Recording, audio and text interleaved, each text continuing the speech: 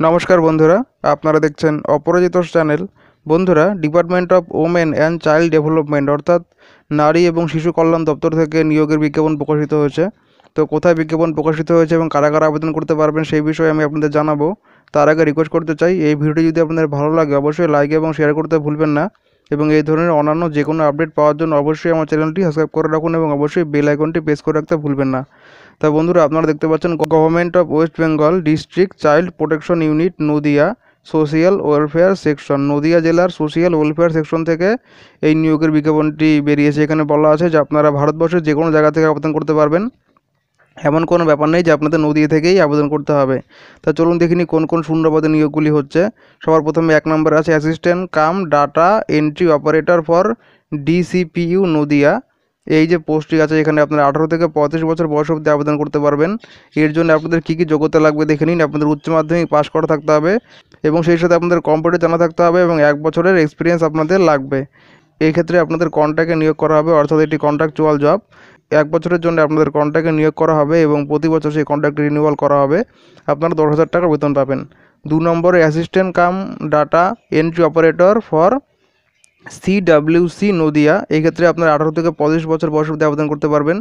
উচ্চ মাধ্যমিক পাস করা থাকতে হবে এবং এই ক্ষেত্রে আপনাদের কম্পিউটার নলেজ লাগবে এবং 1 বছর এক্সপিরিয়েন্স আপনাদের লাগবে। এক্ষেত্রেও 1 বছরের চুক্তিতে আপনাদের নিয়োগ করা হবে এবং প্রতি বছর আপনাদের কন্ট্রাক্ট রিনিউয়াল করা হবে এবং এক্ষেত্রে আপনারা 9,000 টাকা বেতন পাবেন। আপনারা স্ক্রিনে দেখতে পাচ্ছেন আবেদন ফর্মটি, এটি আপনাদের ফিল আপ করতে হবে। ফিল আপ করার পর এর সাথে আপনাদের কী কী দিতে হবে দেখে নিন। এইটি ফিল আপ করার পরে এর সাথে আপনাদের মাধ্যমিক অ্যাডমিট কার্ডে জেরক্স কপি দিতে হবে, কাস্ট সার্টিফিকেটে জেরক্স কপি দিতে হবে।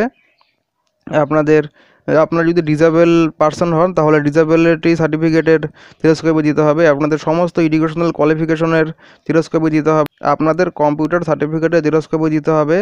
আপনাদের যে এক্সপিরিয়েন্স আছে তার জেরক্স কপি আপনাদের দিতে হবে, সেই সার্টিফিকেটটির জেরক্স কপি আপনাদের দিতে হবে।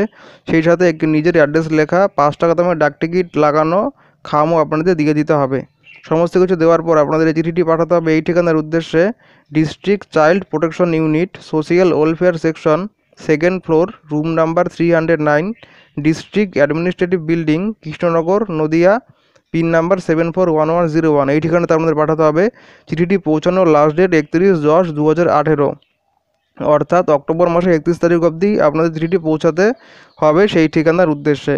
তা বন্ধুরা, আপনাদের যাদের যাদের এই সমস্ত যোগ্যতা আছে তারা চাইলে আবেদন করতে পারেন। আবেদনপত্রটি পাওয়ার লিঙ্ক এই ভিডিওটির নিচে ডিসক্রিপশনে দেওয়া আছে, সেখান থেকে গিয়ে আপনারা সহজেই আবেদনপত্রটি ডাউনলোড করে নিতে পারবেন। তা বন্ধুরা, দেরি না করে আপনারা আবেদনটি করে ফেলুন। যদিও এটি কন্ট্রাকচুয়াল জব, তবে পশ্চিমবঙ্গের যত কন্ট্রাকচুয়াল জবই আছে কোনোটিই আজ অবধি কারো যায়নি। প্রতি বছরই আপনাদের কন্ট্রাক্ট রিনিউয়াল করা হয়, এক্ষেত্রেও হয়তো আপনাদের তাই হবে। তাই আপনারা অবশ্যই দেরি না করে আবেদনটি করে দিন। তাই বন্ধুরা, ভিডিওটি যদি আপনাদের ভালো লাগে অবশ্যই লাইক এবং শেয়ার করতে ভুলবেন না এবং এই ধরনের অন্যান্য যে কোনো আপডেট পাওয়ার জন্য অবশ্যই আমার চ্যানেলটি সাবস্ক্রাইব করে রাখুন এবং অবশ্যই বেল আইকনটি প্রেস করে রাখতে ভুলবেন না। ধন্যবাদ বন্ধুরা ভিডিওটি দেখার জন্য।